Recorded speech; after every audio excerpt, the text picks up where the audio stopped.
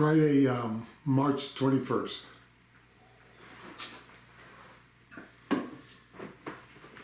This morning, I was in 2 Kings, chapters 8 through 11, and I wanted to share on chapter 8, verses 1 through 6.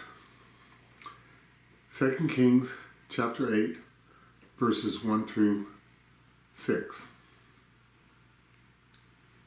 Now Elijah had said to the woman, whose son had been restored to life, "Arise and depart with your household, and sojourn wherever you can, for the Lord has called for a famine, and it will come upon the land for 7 years."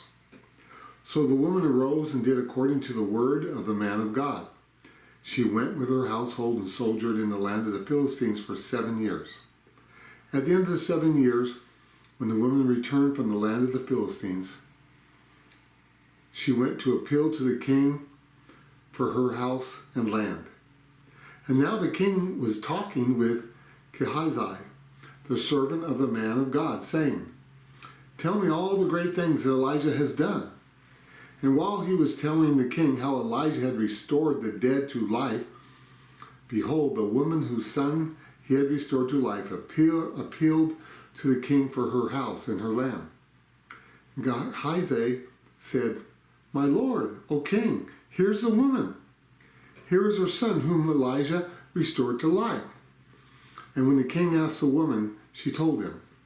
So the king appointed an official for her, saying, "Restore all that was hers, together with all the produce of the fields, from the day that she left the land until now."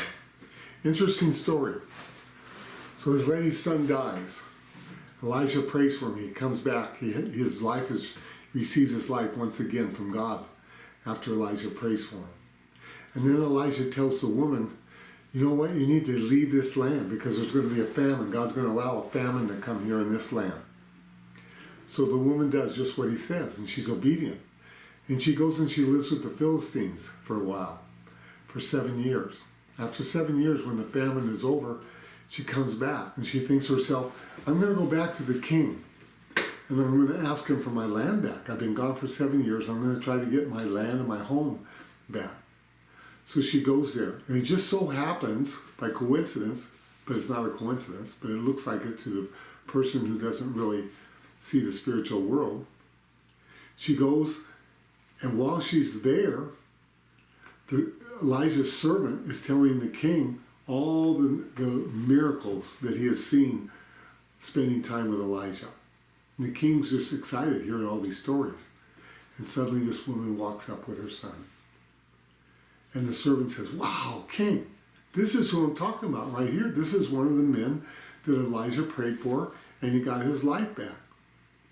And the king is so excited in that moment.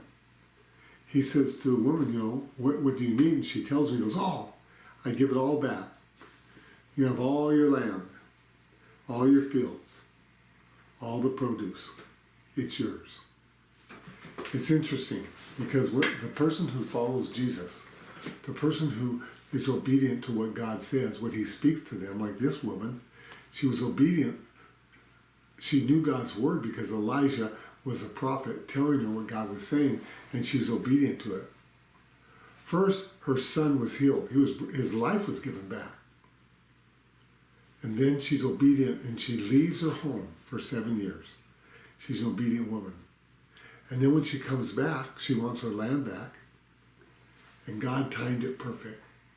God led her before the king, right when the king was hearing stories about the healings and the miracles that came to the life of Elijah. And so Elijah's servant sees the lady and her son. He says, "Wow, this is the son. This is the guy who got his life back."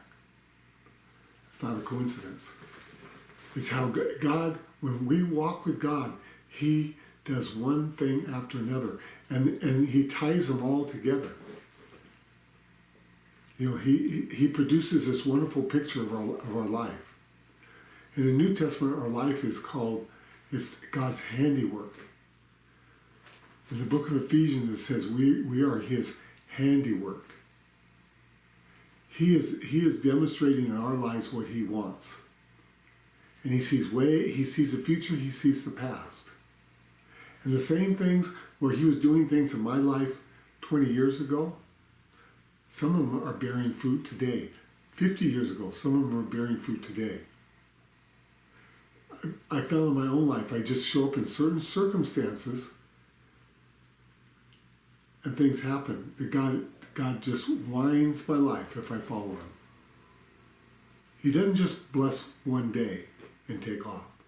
He doesn't just give us, a wonderful time in one season of our life. If we continue to walk with him, it all weaves together. And the goal for God is not that we have this incredibly blessed life. The goal for God is that through all these things, he gets the glory and our life is transformed into the image of Jesus. That people can see Jesus in us. That's my prayer. Is when we follow the Lord, it won't be one day. It won't be whenever we're in trouble. It won't be just because we heard something really good in a Bible study or at church or something. But that we will get up every day and seek him and follow him. And he has a pattern in our life. We're like a piece of art that he is working on. And the day comes when he's finished. And that day that he's finished, we will see him face to face. In the meantime, it's all connected. Why? Because God himself is working our lives because we have given our lives to him. That's my prayer. We'll be a people that surrender our lives to God so he may transform us into his image and that other people will see Jesus in us. Thanks for listening to me today.